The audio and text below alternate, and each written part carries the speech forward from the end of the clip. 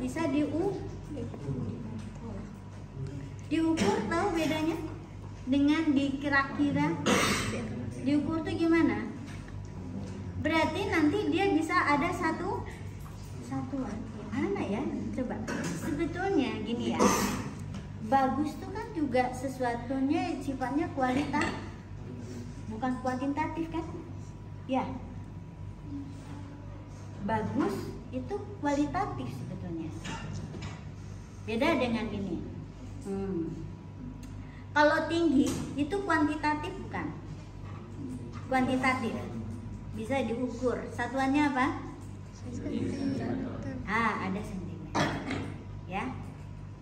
Tapi sebetulnya untuk menentukan tinggi atau sedang atau pendek itu satuannya apa? Itu tadi satuan untuk mengukur tingginya adalah sentimeter. Tapi menentukan seseorang itu tinggi, sedang, pendek itu akan disesuaikan dengan suatu standar, ya. Jadi hasil pengukuran akan dibandingkan dengan suatu standar. Oke. Sekarang kalau cantik itu kuantitatif atau kualitatif? Kualitatif banget. Karena subjektif. Kenapa? Karena standar cantiknya nggak ada ya. Akan berbeda-beda seseorang. Oke. Apa yang subjektif sekarang? Apa yang objektif? Kalau tinggi tadi tuh bisa objektif. Misalnya apa? Kita bandingkan dengan tinggi rata-rata. Kan itu pasti ada, ya. Misalnya tinggi rata-rata orang Indonesia itu misalnya adalah 155 misalnya, ya. Kalau yang perempuannya gitu ya, misalnya. Berarti kalau dia misalnya terus diambil ke atas ke bawah, misalnya 2 cm atas bawah. Nah, itu berarti kalau dia di sana berarti dia adalah sedang. Kalau di atas itu berarti tinggi. Kalau 155 kurang 2, 153 ke bawah atau 152 ke bawah berarti itu adalah pendek misalnya. Nah, itu ya suatu pengukuran yang objektif.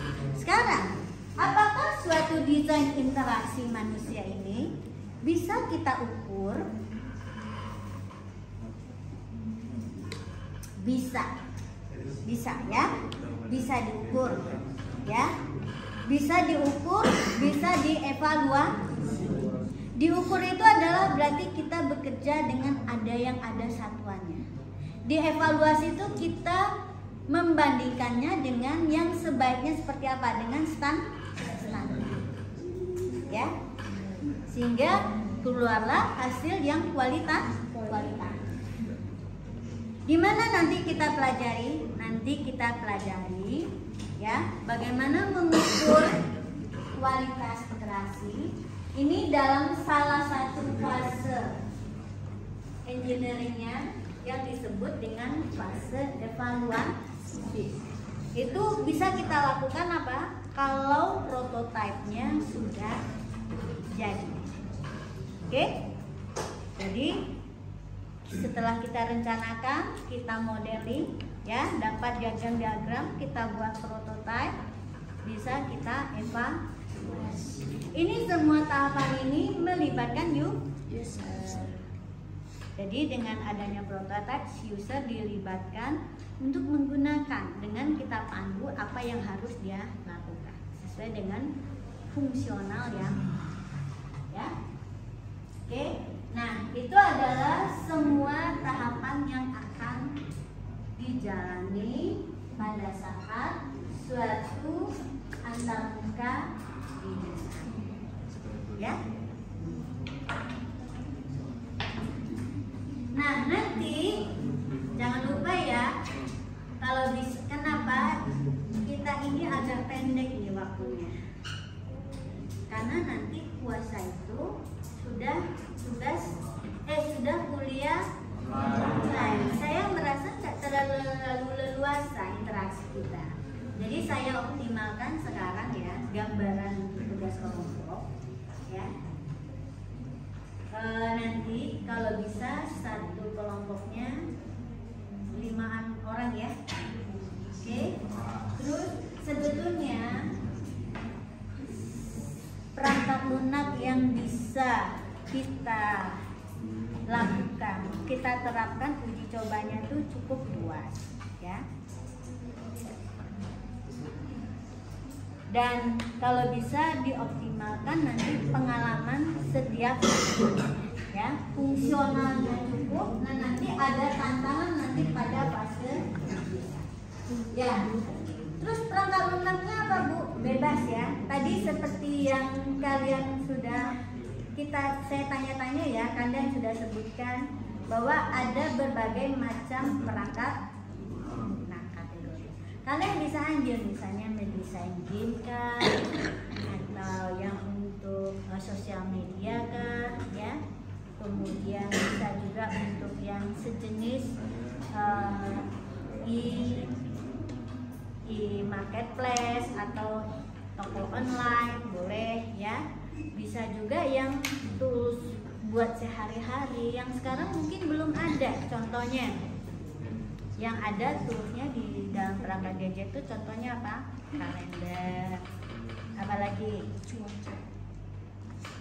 cuaca, ramal, buat jadwal misalnya ya, kelola jadwal buat sebaliknya ya. Nah, ke depan saya ingin kalian sudah mencoba mencari-cari ide ya, sudah bentuk kelompok, kemudian mencari ide untuk topiknya apa. Karena nanti kita akan lewati fase yang pertamanya adalah perencanaan. Kita mulai ya secepat mungkin dengan merencanakan apa yang mau dibuat, sehingga nanti target bahwa kalian mendapatkan pengalaman mendesain itu cukup maksimal ya.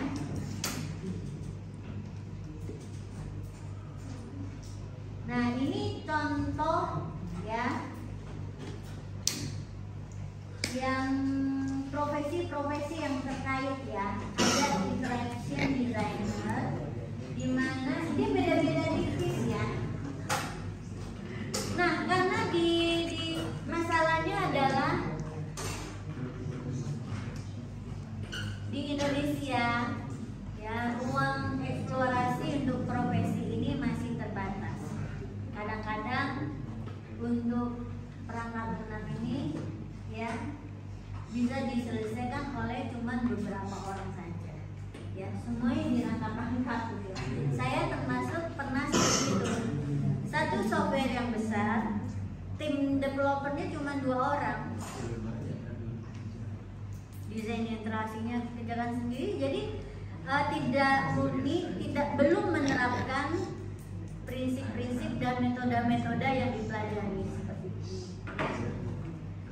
Interaction design dengan usability, ada web designer, ada information architecture, ada user experience. Coba cari bedanya. Kalau interaction designer itu apa? Keseluruhan interaktif. Oke, usability.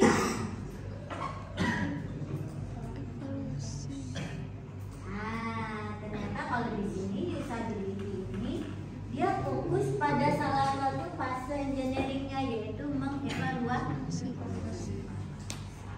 Kalau si desainer dia mendesainnya pada fase di desain. Berarti dalam satu produk itu dua profesi terlibat. Kalau web designer ya khusus untuk website ya, layoutnya ya. Information architecture, arsitek fokus untuk interaction ya, cover ideas of how to plan and structure interactive product.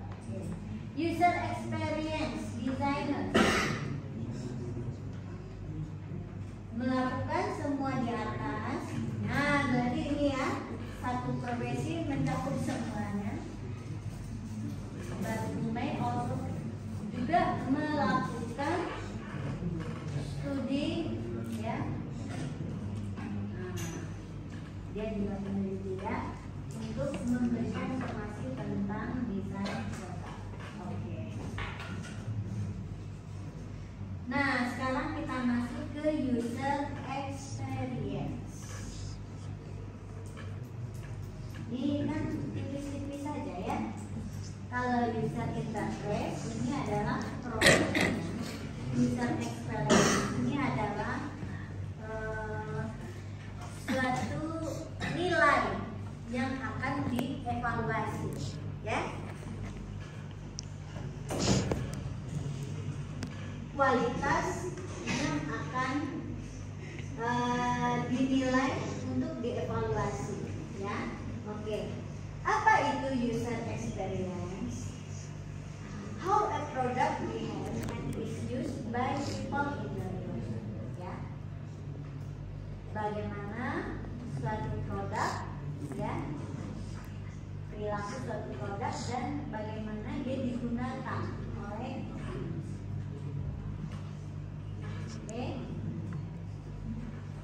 bagaimana dia bekerja dan digunakan. Nah, di sini yang experience-nya adalah the way people feel, ya. Apa yang dirasakan, ya. Apakah menyenangkan atau memuaskan ketika menggunakannya, melihatnya, memegangnya, ya. Dan ini semua adalah cara manusia berinteraksi dengan produk. Bisa saja dilihat, dipegang, digunakan, ya. Oke. Every product that is used by someone has a user. Nah, setiap produk yang digunakan itu pasti akan memberikan user experience. Nah, ini digede-gede ini tulisannya. Bahwa user experience itu tidak bisa di desain, ya. Cannot be user experience, ya. Jadi yang kita desain itu sebetulnya adalah suatu desain yang akan menghasilkan user experience, dan itu bisa berbeda-beda untuk setiap user, ya.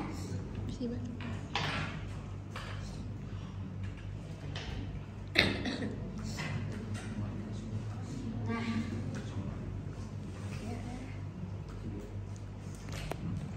what is involved, ya. Ini kira-kira tahapan besar.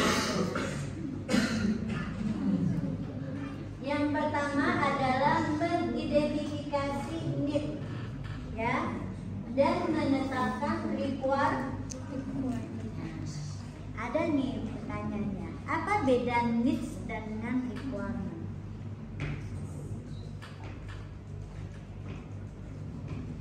Mengidentifikasi need dan menetapkan requirement untuk user experience. Ini adalah nanti fasenya, ya. Kemudian mengembangkan alternatif desain untuk memenuhi, ya. Kemudian mengembangkan interaktif prototype sehingga dapat digunakan, ya, dan bisa dinilai. Lalu terakhir adalah mengevaluasi, ya,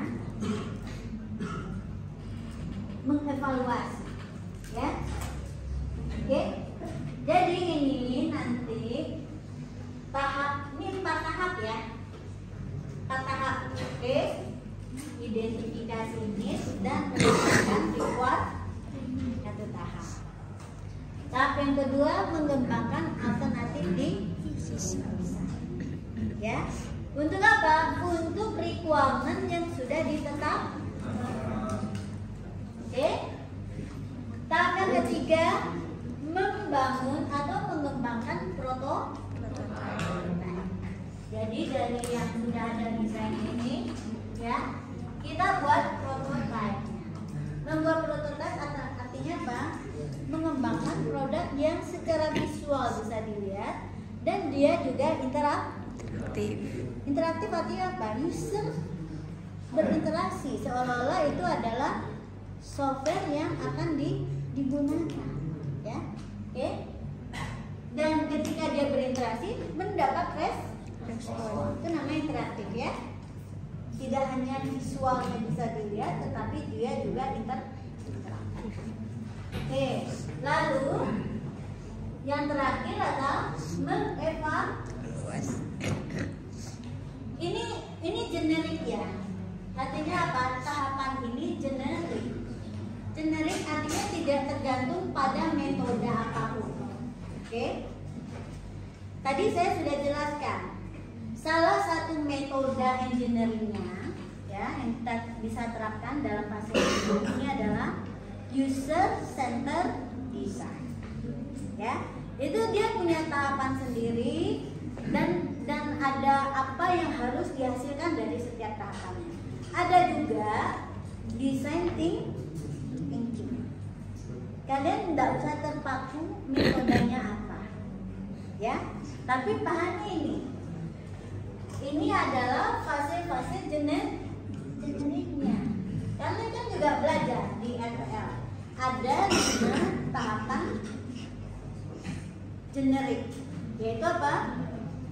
Planning, communication, modeling, construction, deployment. Nah, ini juga ada, ya. Setidaknya ada 4. Ini adalah untuk apa? Engineering antar muka. Apa saja? Satu apa? Tahapan engineeringnya? Nafas? Enggak. Yang ini untuk engineering antar muka. Nih. Satunya apa? Karena planningnya sudah ada. Ini kan antar muka ini bagian dari software. Tapi ini khusus yang kita rencanakan adalah antar muka. Apa yang pertama dilakukan ketika kita akan merekayasa interaksinya? Identify need, ya. Mengidentifikasi kebutuhan dan menetapkan requirement for the user experience. Nanti kita lihat detailnya seperti apa kebutuhan yang dimaksud. Apakah sama dengan ketika kita mengembangkan perangkat lunak? Apakah need ini semata-mata untuk fungsionalnya saja atau bukan, atau juga non fungsional, ya. Kemudian menetapkan requirement. Ini juga, ya. Kalau di software engineering, requirement ini artinya apa? Kita sudah menetapkan fitur-fitur perangkat lunak yang mau dikembangkan. Bahkan kalau kalian pakai apa? USL itu, ini kalau fase yang pertama itu adalah sampai dihasilkannya apa? Use case dan diagram skenario. Ya, sudah spesifik. Jadi tidak hanya fiturnya, tetapi juga bagaimana alur kerjanya, ya. Oke. Nah, sebetulnya, di sini developing alternative design. Kalau di RPL kalian kan diajarkan sebetulnya satu aja gitu, ya, diagram skenario-nya. sebetulnya bagaimana suatu fitur itu direalisasikan, ya, skenario seperti apa tuh kita masih mungkin membuat alternatif, ya. Kenapa? Karena dia perlu untuk diuji coba dulu, ya. Jadi bisa jadi ya, misalnya kalian ada 3 orang yang anggotanya, bisa jadi bukan hanya satu nih awalnya, mungkin ada 3 skenario juga, tergantung ya. Oke. Nah, setelah itu membuat prototipe, ya. Nanti terakhir ada di evaluasi. Nah, sebetulnya ini kan generik. Nah, alur dari proses ini nanti juga ada macam-macam ya. Nanti misalnya ada yang pakai, kalau di RPL kalian ada belajar apa aja? Model tahapan proses itu. Ada waterfall, ada prototyping, ada banyak. Di sini nanti juga ada ya beberapa model proses. Tapi saya lebih recommended ya kita memakai pendekatannya prototyping. Model prosesnya ya prototype. Terus apa Bu hubungannya dengan user centered design? Sekali lagi ini adalah suatu prinsip ya. Tahapan yang dilaluinya tetap seperti itu, tetapi bagaimana kita melibatkan user di dalam setiap tahapan, itulah yang difokuskan oleh pendekatan user centered design. Ya.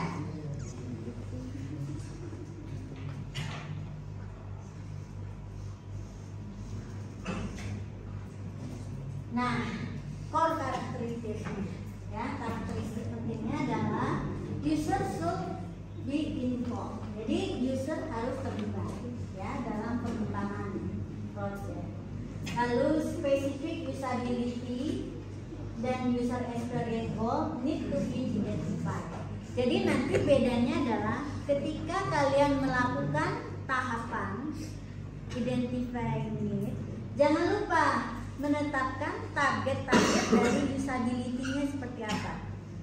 Apakah fokus pada easy to learn, ya, easy to remember, atau banyak atau beberapa kualitas usability, ya. Tergantung jenis dari softwarenya juga bagaimana karakteristik user. Nah ini harus dispesifikasikan ya pada fase awal ya. Lalu perlu dokumentasi ya. Dan jangan lupa ya, setiap 4 aktivitas itu bukan sekali jadi ya. Bisa jadi itu mengalami apa? Iterasi. Apa itu iterasi? Udah pernah belajar di RPL kan? Itu unified process itu atau semua ya, semua model proses itu biasanya kita ada iterasi. Iterasi itu apa? 1 kali siklus ya, contohnya tadi sampai evaluasi. Mungkin target usability-nya belum tercapai, maka kita akan mengulangi kembali. Kita koreksi mulai dari sejak need-nya. Mungkin ada karakteristik user yang kita luput atau yang kita desain tidak sesuai dengan karakteristik user ya, dan sebagainya. Nah, ini namanya iterasi. Ketika kita melakukan peninjauan kembali terhadap langkah-langkah yang sudah dilakukan dan kita koreksi, ya, hasilnya sehingga nanti setelah pasien terakhir usability yang kita inginkan targetnya itu sudah tercapai, ya. Oke, cukup ya. Ini apa lagi nih?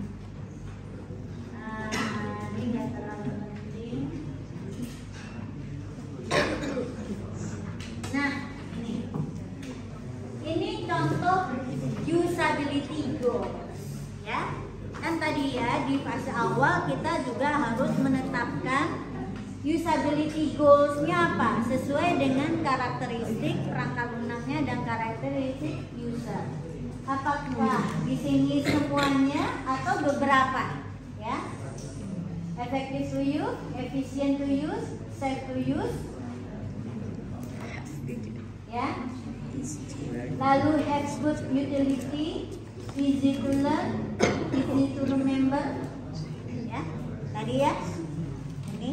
Jadi jangan lupa apa yang membedakan nanti tugas kelompok di MK ini dengan tugas kelompok di RPL, bahwa kita sekarang fokus pada desain interaksi. Kalian itu tidak hanya bikin program, justru kita tidak buat program, tapi melakukan apa yang tidak kita lakukan pada waktu bikin tugas alprogram. Belajar merencanakan, belajar memodelkan, ya, analisis tadi saya, belajar membuat prototipe dan belajar mengevaluasi. 4 ya. Oke. 4. Yang tidak kita lakukan coding, justru kita nggak ngoding. Bu, boleh nggak Bu kami mengembangkan dari tugas algoritma? Boleh, ya. Dulu yang tugas algoritmanya ada tugas kelompok juga. Kalian bikin program tapi masih sederhana sekali.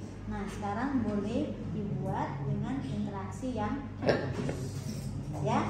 Kalau bisa semua fitur-fitur yang kalian udah pikirkan, atau kalau misalnya, ya, tidak sempat jadi tugas RPL, ya, atau di RPL kayaknya masih kurang bagus Bu, bagaimana menggunakan metode untuk modelingnya sampai bisa menghasilkan requirement yang benar, ya, yang tepat dan benar. Nah, boleh diulang lagi ya di MK. Tapi kalau bisa jangan dari nol, ya, kecuali kalian memang mau lebih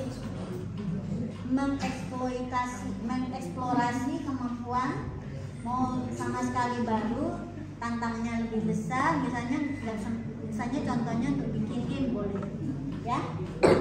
Tapi saran saya sih kalau bisa dari tugas kelompok yang sudah, jadi kalian dapat pengalaman lengkap ya di Alpro, pengalaman codingnya, ya, di RPL desain perangkat lunaknya secara keseluruhan. Kalau di sini fokus pada interaksi, karena yang kita ingin ukur itu, lihat, ini yang nggak tercapai di RPL pasti tidak tercapai, dan kalau bisa ini tercapai di IMK. Oke, terima kasih. Assalamualaikum warahmatullahi wabarakatuh.